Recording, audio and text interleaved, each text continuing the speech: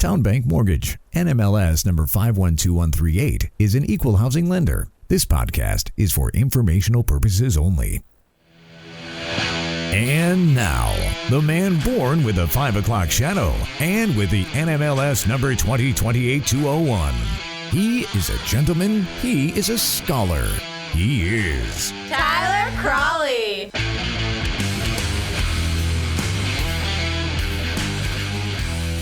So it's Quiet Monday, but we got some stuff to talk about. We're good. We're good here. Welcome everyone to the Monday edition. Like that I comforted you on the fact that we were going to have nothing to talk about here on the program. Monday edition, Wilmington Mortgage. I am the aforementioned host of this podcast. Tyler Crawley, of course, loan officer, Town Bank Mortgage, right here in Wilmington, North Carolina, where we break down the big stories of the day that are moving rates, which today are zero because the bond markets are closed. It is President's Day, and so therefore bond market is not open, so rates are not moving. But we got a busy week ahead. Got to talk about that.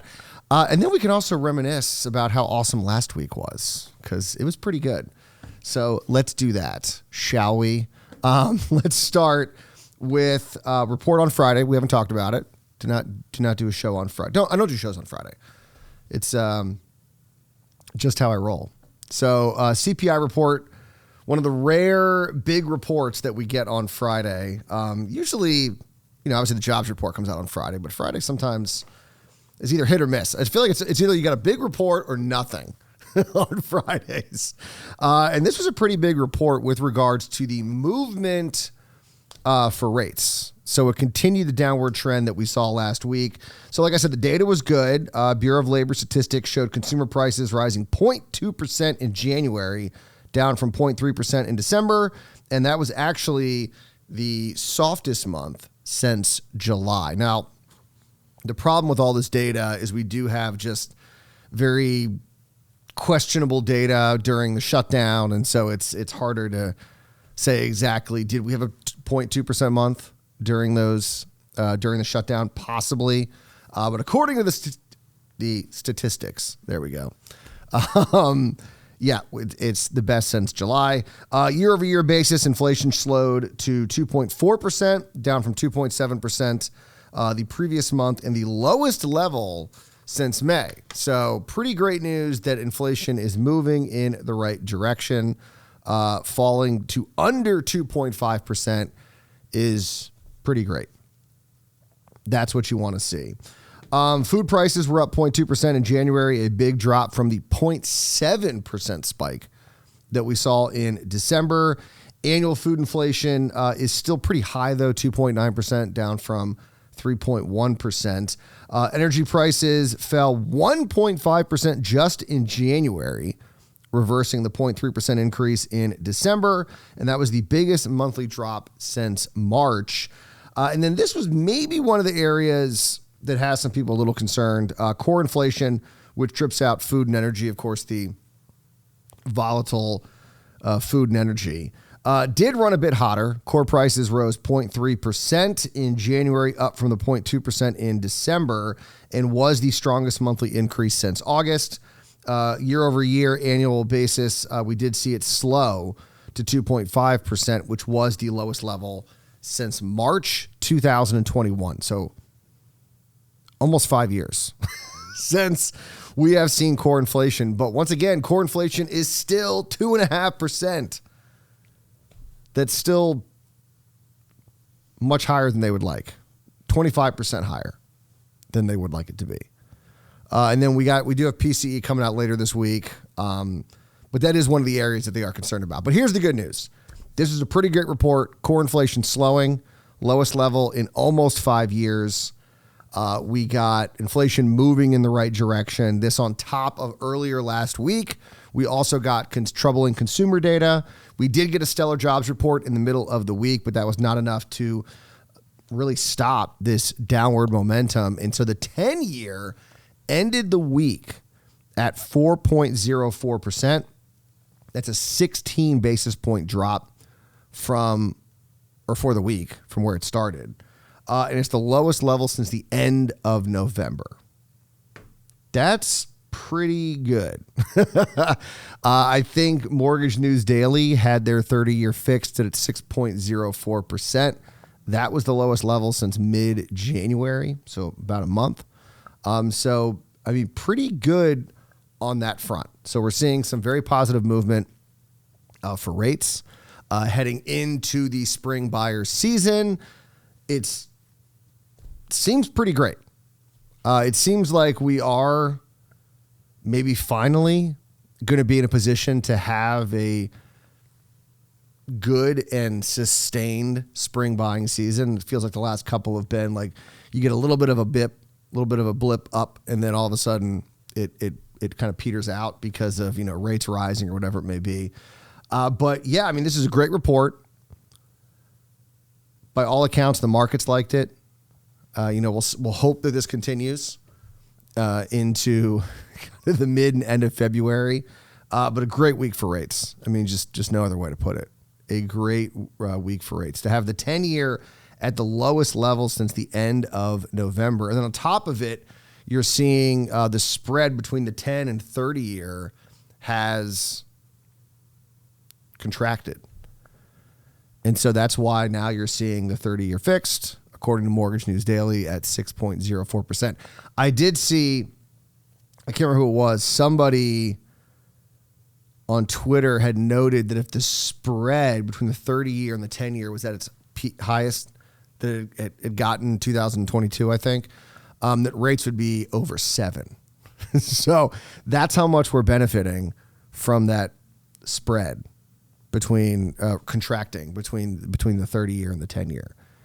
So I like reminiscing about last week. It was it was a pretty good week. So I think that we should do it. So now here's the question. What's going to be happening this week? And we're starting off slow with nothing on Monday because everything's pretty much closed. So why would you be getting data? And then things are going to start slow and then off to the races. So Tuesday, not a lot going on. We got home builder confidence. That's not really going to move markets unless you see a real drop or big jump. It's not really going to do anything. And then on Wednesday, things start to pick up. We're getting building permits and housing starts, but it's delayed. So it's the end of 25. So we'll be getting December's data. We'll also be getting December's durable goods orders data. So a lot of this is kind of delayed. The FOMC minutes doesn't usually move markets, but because it was the first meeting of the year, people sort of wondering what's going to be happening with the Fed, this being Jerome Powell's last year, him leaving in May. If there is anything in those minutes that's a little surprising, that could potentially move things. But if not, then no. But that could, more than likely, the FOMC minutes is the biggest report on Wednesday. Thursdays, we got some data, jobless claims, trade deficit, pending home sales, but nothing really that's probably going to move anything. And then Friday's the big day because not only are we getting PCE, which is the Fed's preferred inflation gauge, we're also getting our first look at the fourth quarter with regards to economic growth. They are projecting 3% growth rate, and it's going to be very interesting to see first of all, what the number actually is, and then how the markets react.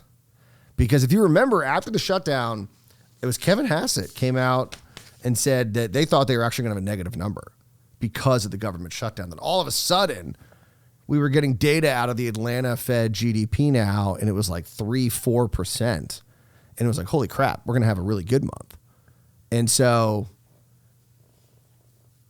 that's probably the biggest report of the month. Unless there's something crazy happens with PCE, more than likely the big report of the month or the week is going to be that GDP report and what it means about economic growth. Because over the weekend, we got a new piece from Nick Timiraos, a.k.a. the Fed Whisperer. And this was the headline: the economy may have stuck the soft landing. Nobody wants to jinx it. Now, Timiraos, of course, has the ear, or has an ear that listens to the Fed because he doesn't have the Fed's ear. He's not influencing the Fed. The Fed's influencing him. So the fact that he's talking about a soft landing means the Fed thinks that we could be finally hitting that soft landing. And if that's the case, that's the Goldilocks option, right? Where we get lower inflation and economic growth. Like perfection. So Timiraos writes, the vital signs of American economy are pointing in the same favorable direction. Inflation is falling, labor market is holding, growth has been solid. It is a snapshot, not a verdict, but it is the closest the economy has come to achieving a soft landing, a moderation in inflation without a recession. Just 4 years ago, many economists said that was impossible. It was like, we're never going to get a soft landing. It's never happened successfully. This past April, as the economy closed in on a soft landing, steep tariffs had forecasters bracing for a new surge in inflation. Now, it again looks plausible that inflation could return to the Federal Reserve's 2% goal without a recession. Let's hope there's not a Liberation Day part 2 lined up. But here's the thing. We're not out of the woods yet. Even if oxygen masks weren't needed, it is too soon to remove the seat belts. Timiraos says core prices, as measured by the Fed's preferred inflation gauge, which differ from the CPI, are rising nearly 3%, up from the recent low of 2.6% recorded this past April, and well above the 2% target. Several forecasters expect little progress this year as tariffs-related price increases work their way from ports to store shelves. Another problem. Timiraos says the labor market, meanwhile, might be less sturdy than the report that we saw this past week. Annual revisions showed the economy added an average of 15,000 jobs a month in all of 2025, lower than in almost any year outside of a recession since World War II. Others think the bigger risks of the soft landing come from the labor market, or not from the labor market, but from resilient consumers keeping inflation stuck above 2%. And so, we're not completely out of the woods, but it does look like we're moving in the right direction. Timiraos concludes saying Jerome Powell, whose term as Fed chair ends in May, has guided the economy through the worst inflation in 4 decades and relentless political pressure to change course. He is poised to leave with the soft landing closer than anyone had good reason to expect, but it isn't secured. And there is the possibility that maybe even the Trump administration and maybe President Trump is realizing some of the problems that tariffs are causing, because there was a report in the Wall Street Journal that Trump's team is considering an overhaul to steel and aluminum tariffs, focusing a lot on the steel and aluminum that directly impact consumer products that are causing prices to rise. Affordability is a big issue, no doubt about that. And so there seems to be sort of this move to, let's have the 50% tariff on some steel and aluminum, but then maybe a lower 15% tariff on some of the products that are more impacted or are impacting consumer products more. Now, the Journal did note that Trump himself has not signed off on this. And it always reminds me of Scott Lincecum, who, when people ask him, why does Trump keep pushing forward with tariffs despite a lot of the data? There's a new report out from the Tax Foundation that 90% of tariffs are paid by U.S. consumers. Why does Trump keep pushing forward? And he says he just likes tariffs. He just likes tariffs. And so to have him kind of change course and admit that tariffs might not be a great thing for American consumers does seem a little far-fetched, but you never know. I mean, midterms coming up and polling data can change minds in ways that you never thought possible. So we will see. But that's it. That's all we got. That's all we got here on this very quiet Monday morning. Or it's not morning. It's like Monday afternoon when I'm filming this. So Monday afternoon, bond markets not open. So they're not about to close. They never opened. So we will see. It's a busy week, though. Busy week. A lot going on Wednesday. Really a lot going on Friday. We will keep you updated right here on Wilmington Mortgage. But you guys enjoy the rest of your nights, and we'll see you back here. Actually, I'm going to be out of town, so I'm going to try and do a show, but we'll see. I'm going to Virginia Beach, so we'll see if I can do one. See if I can bring I got to fly, so I'm going to see if I can get some of my equipment. So we'll see what happens. I'll talk to you soon. Hopefully Tuesday. I don't know. But regardless, remember as always, do not wait to buy real estate. You buy real estate and wait.